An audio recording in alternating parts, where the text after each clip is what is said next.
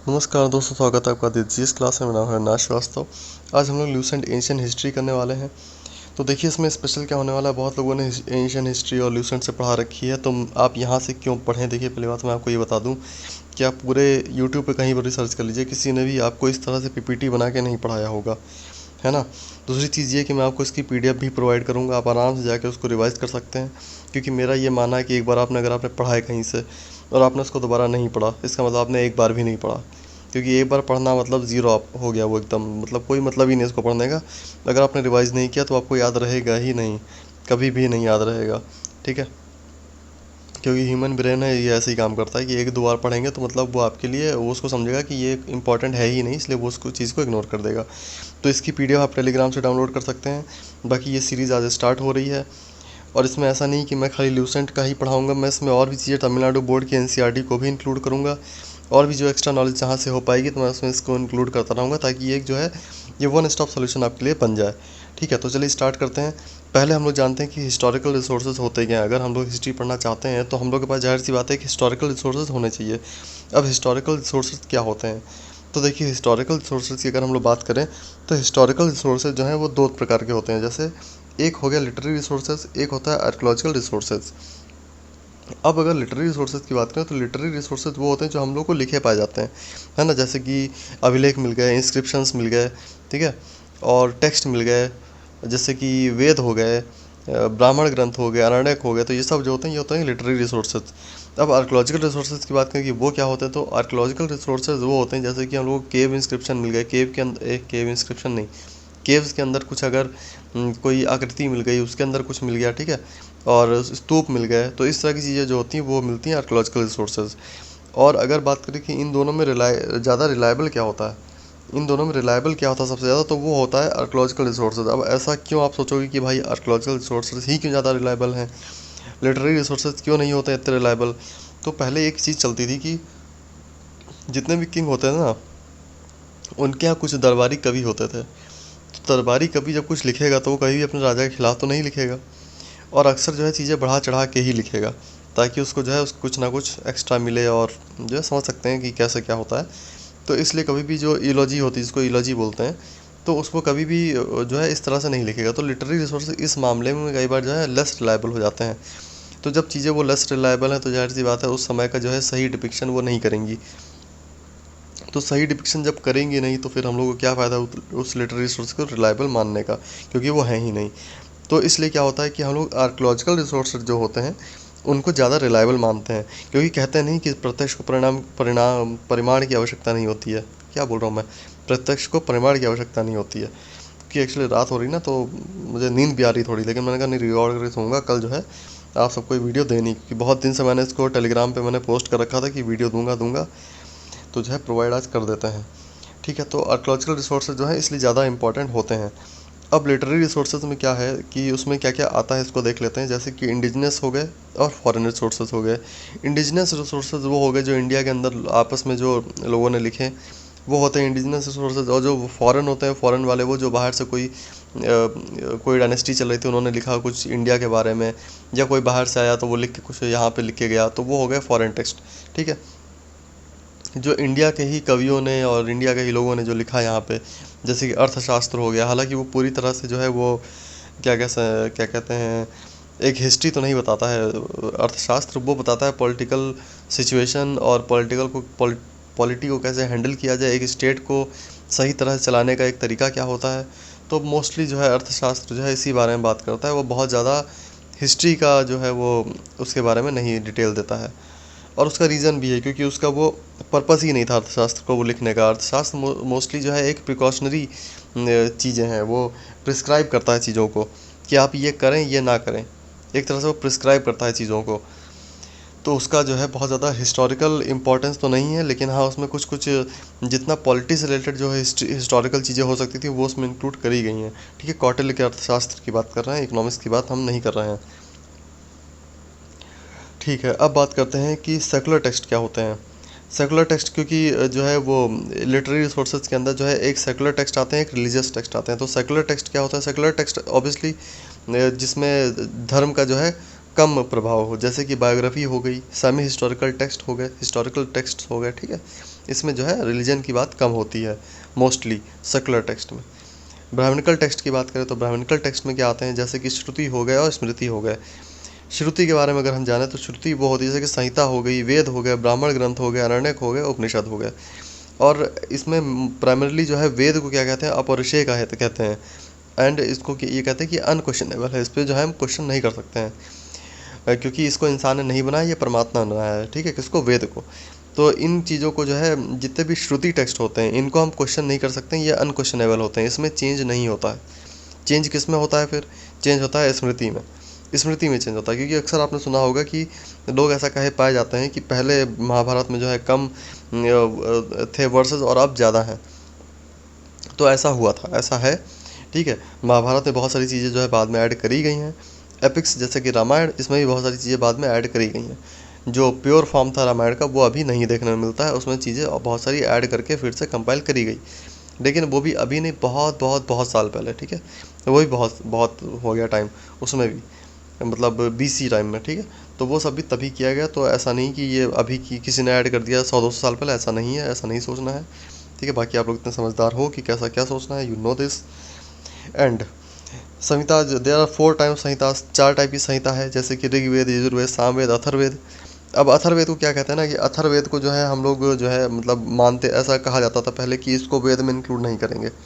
एक होता था, एक टर्म कहलाता है वेद त्रयी। वेद त्रयी में हम लोग ऋग्वेद, यजुर्वेद, सामवेद, इन तीनों को इंक्लूड करते हैं, अथर्ववेद को इंक्लूड नहीं करते, ठीक।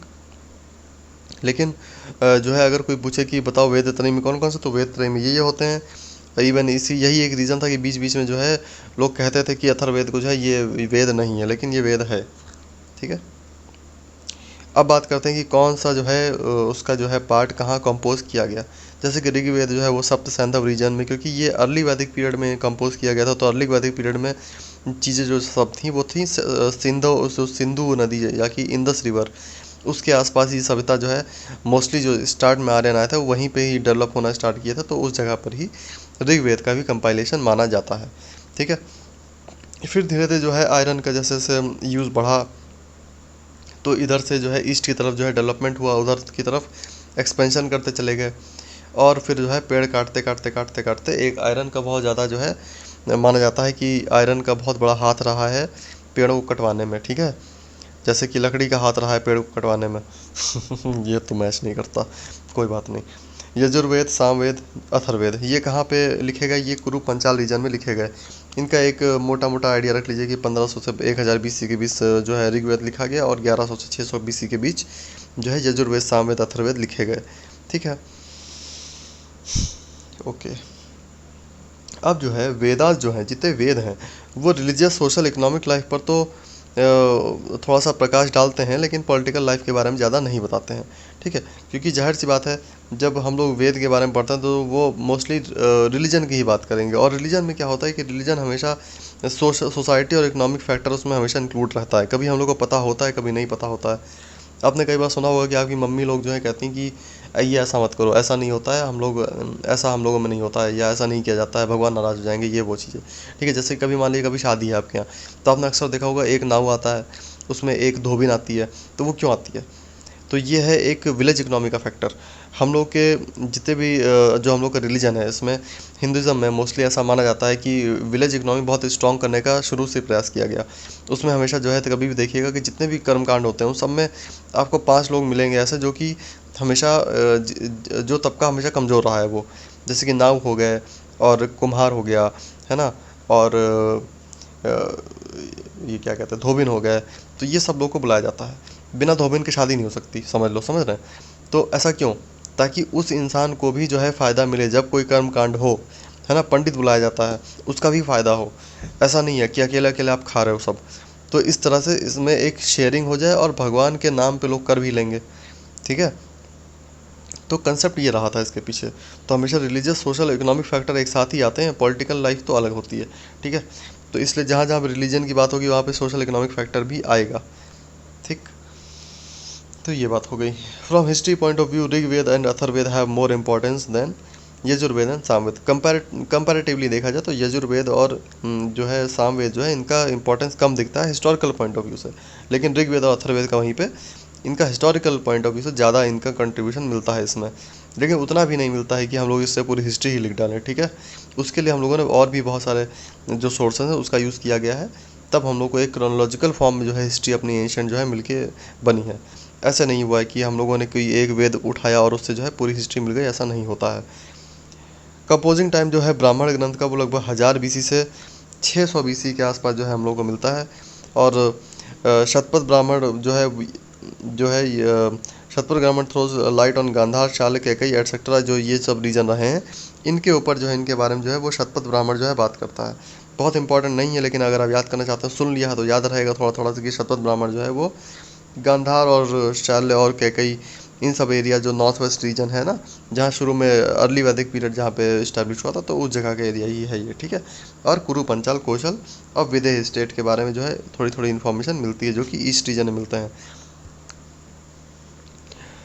कंपोजिंग टाइम ऑफ आरण्यक ग्रंथ बता चुका हूँ, 1000 BC से 600 BC के बीच जो है बना है। बीसी हमेशा उल्टी चलती है, ठीक है, बीसी जो है उल्टी चलती है, एडी सीधी चलती है। ठीक है, तो हिस्टोरिकल इंपॉर्टेंस ऑफ आरण्य ग्रंथ जो है उनकी हिस्टोरिकल इंपॉर्टेंस जो है काफ़ी कम मिलती है, बता चुका हूँ। The composing time of Upanishad is 1000 to 500 BC। The best learning of Upanishad is paravidya. ठीक है, स्पिरिचुअल लर्निंग जो कहते हैं। ठीक है, the aim of life is merging the individual soul into the world soul in which known as पराविद्य।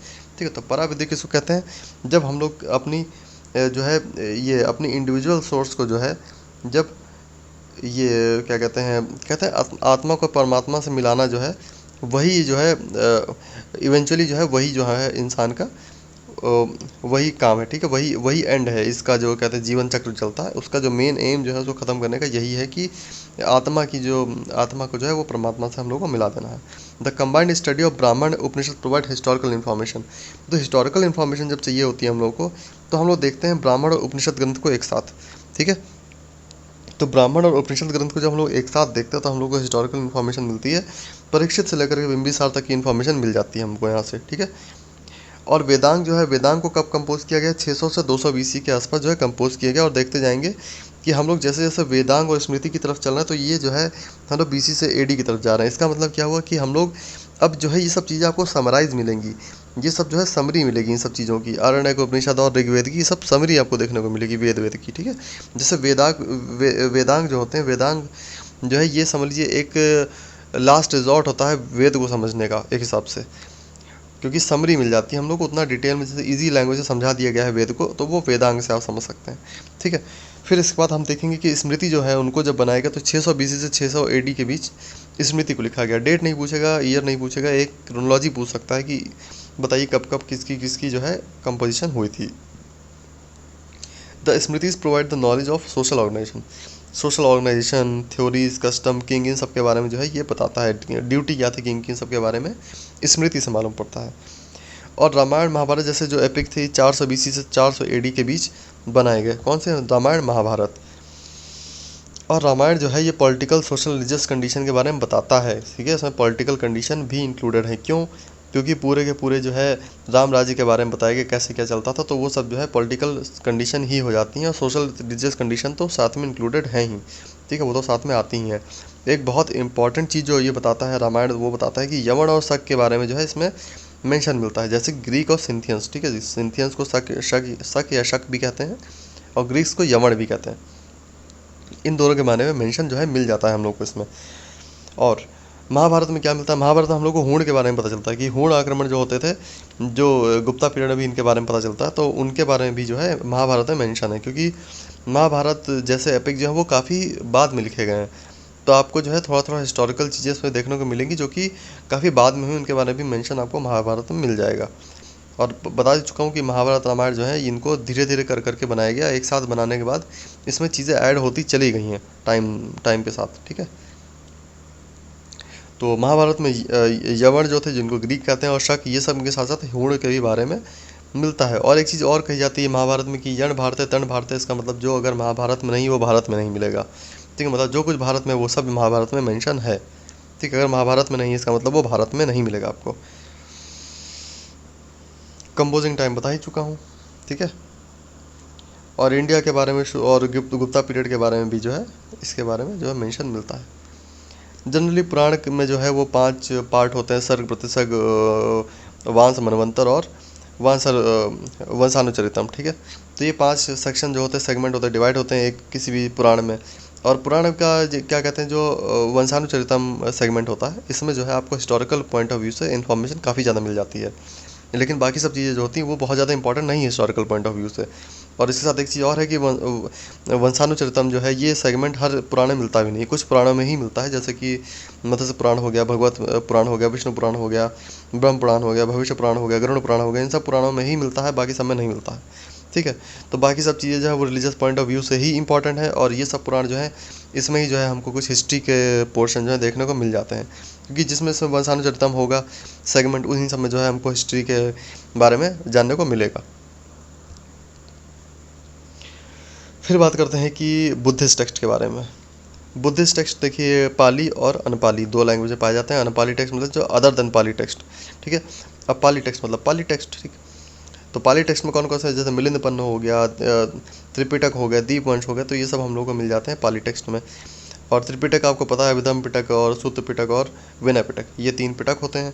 अब विनय पिटक के बारे में थोड़ा सा एक एक करके जानते हैं। ठीक है, पहले क्या दिया हुआ, पहले दिया विनय पिटक और सूत्र पिटक। तो ये पहली बुद्धिस्ट काउंसिल में इनका कंपाइलेशन हुआ था। ठीक है, जो राजगृह में हुई थी, पहली बुद्धिस्ट काउंसिल राजगृह में हुई थी, याद होगा। ठीक है, पहले राजगृह में हुई थी, फिर वैशाली में हुई थी, फिर पाटलिपुत्र में हुई थी, फिर कुंडलग्राम में हुई थी। तो 4 हुई थी ना। तो पहले वाले में जो हुआ था वो विनय पिटक और सूत्र पिटक पहले वाले में हुआ था। बाकी अभी आपको बताऊंगा कि कैसे, कहाँ पे कौन कौन सी हुई थी, वो सब इंक्लूड है। कोई टेंशन लेने की बात नहीं कि ये अभी नहीं बताया तो पता सब चलेगा। ठीक है, क्रोनोलॉजिकल पढ़ेंगे, ऐसा नहीं कि पहले से कुछ बता दिया और बाकी सब चीज़ें बातें बताएंगे, सब बताएंगे, लाइन से बताएंगे। तो ये बात हो गई। फिर अभिधम पिटक जो है वो पाटलिपुत्र, तीसरी जो बुद्धिस्ट काउंसिल हुई थी उसमें जो है पाटलिपुत्र में जो है वो अभिधम पिटक का कंपाइलेशन किया गया। फिर उसके बाद त्रिपिटक जो है इसकी, ये किस बारे में बताता है, ये थोड़ा सा सोशल एंड रिलीजियस लाइफ के बारे में बताता है। किसके बारे में, सोशल एंड रिलीजियस लाइफ के बारे में बताता है इंडिया की। और जो कि ऑब्वियसली क्राइस्ट के काफ़ी पहले से चीज़ें हैं उनके बारे में बताता है। Vinaya Pitaka contains disciplinary rules. Vinaya Pitaka में हम लोग को डिसिप्लिनरी रूल्स के बारे में पता चलता है कि बिहार में कैसे रहना है, क्या करना है, किस तरह से आपको रूल्स होंगे, तो वो सब विनय पिटक में मिलता है। और इसके आगे जो है अभिधम पिटक। अभिधम पिटक में हम लोगों को फिलॉसफी के बारे में मिलता है कि बुद्ध की फिलॉसफी क्या थी, वो क्या कहना चाहते थे, वो क्या संदेश देना चाहते थे, वो सब फिलॉसफी जो है उनकी वो हम लोग को अभिधम पिटक में मिलेगी। बहुत सिंपल सी बात है, ऐसा कुछ रटने लायक है नहीं, इसमें समझने वाली चीज़ है। और अम्बथ सूत्र करके है ये दिग्ग निकाय का, जो कि सूत्र पिटक का पार्ट है, तो इसमें हम लोग को डिस्क्रिप्शन मिल जाता है। ठीक है, इसका डिस्क्रिप्शन मिलता है हम लोग को क्षत्रिय की। क्षत्रिय कहते थे कि हमारी हमारी जो ब्लड जो है वो बहुत प्योर है, तो उसका जो प्राइड होता है उनके अंदर, तो वो हम लोगों को इसमें देखने को मिल जाता है। फिर अंगुत्तर निकाय होगा। अंगुत्तर निकाय सूत्र पिटक कंटेन्स द लिस्ट ऑफ 16 महाजनपद। 16 महाजनपद के बारे में जो है हम लोगों को मिल जाता है किससे, अंगुत्तर निकाय। ठीक है, अंगुत्तर निकाय जो कि सूत्र पिटक का पार्ट है। ठीक है, तो सूत्र पिटक के अंडर ही आता है अंगुत्तर निकाय।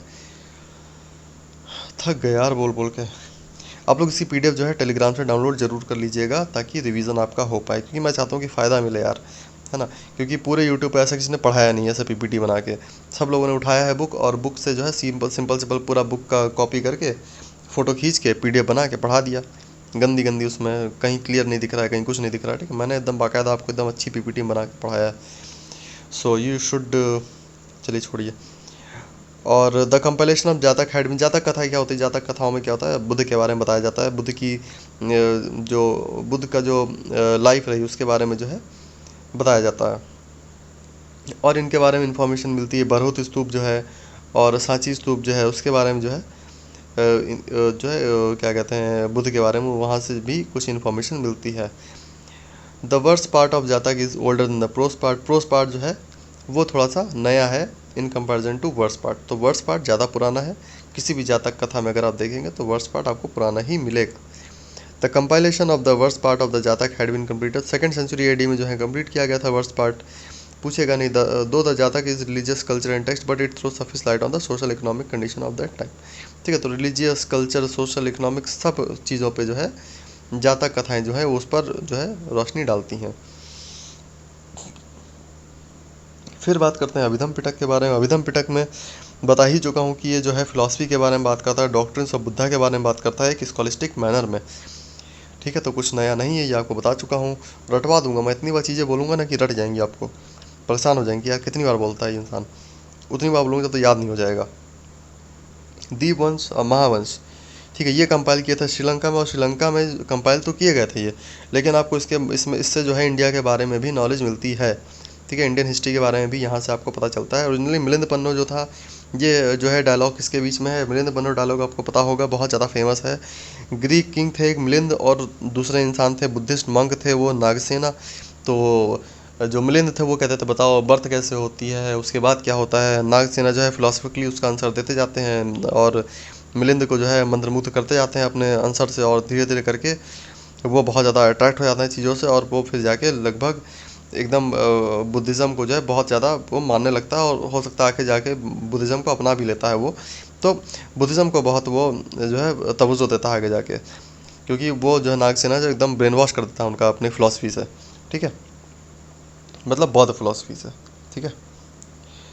फिर बात करते हैं the political condition of that time mention occasionally in it, foreign trade off India is lively describe in it, ठीक है। तो पॉलिटिकल सिचुएशन और फॉरेन ट्रेड रेट के बारे में भी जो है थोड़ा बहुत आइडिया जो है मिल जाता है।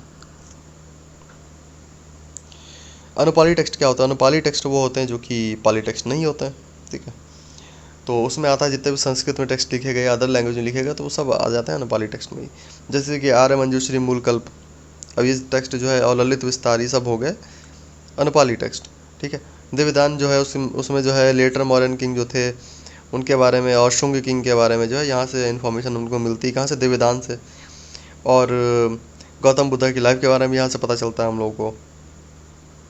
दिव्यवादन, सॉरी दिव्यदान कह रहे हैं, दिव्यवादन, ठीक है। तो दिव्यवादन से जो है इसके बारे में हमको इन्फॉर्मेशन मिलती है। एक्चुअली हमको हैबिट हो गई दिव्यदान बोलने की, इसको दिव्यवादन जो है अगर लिखा भी हो ना तो मैं दिव्यदान ही बोल दूंगा, पता नहीं क्या है दिक्कत, ठीक है। Political events of pre modern period to Vardhan period, तो हर्षवर्धन से लेकर के प्री मॉडर्न पीरियड तक का जो है पूरा सा जो हम लोग को इवेंट्स मिलते हैं वो आर्य मंजूश्री मूलकल्प में मिल जाते हैं, ठीक है। ललित विस्तार contains the act of Gautam Buddha along with the religious and social conditions of that time, तो सोशल और क्या कहते हैं रिलीजियस कंडीशन जो थी वो ललित विस्तार में जो है विस्तार से दिया हुआ है, ठीक है। ललित विस्तार में विस्तार से क्या दिया हुआ है, सोशल रिलीजियस कंडीशन, ठीक है, और बुद्धा के एक्ट दिए हुए हैं, किस में, ललित विस्तार में।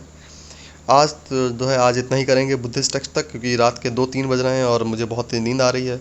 तो अब हम लोग जो है कल करेंगे इसके आगे से, और अब की इसकी अगर आप लोग इसमें सपोर्ट करेंगे तो लंबे लंबे लेक्चर में लाता रहूँगा, आपको बोर करता रहूँगा और याद जो है कराता रहूँगा। तो आज के लिए take care, goodbye, good night, मिलते हैं अगली वीडियो में।